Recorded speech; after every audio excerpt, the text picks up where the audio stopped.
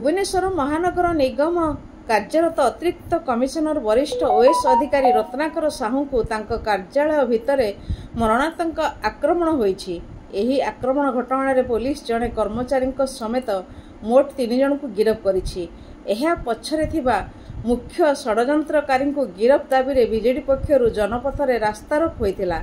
Police सह धस्ताधस्ती परे BJD कर्मी मानकु पुलिस सेठारु उठाई नेबा परे जानवाहन चलाचल स्वाभाविक होइतिबा जणा पड़िछि। सूचना अनुसार आज पूर्वाह्न प्राय 11:30 समय रे अतिरिक्त कमिशनर श्री साहू निज कार्यालय रे जनसाधारणकर अभियोग शुणाणी करुथुवा बेले 6 ରୁ 7 जन लोक तांकु आक्रमण करिथिले।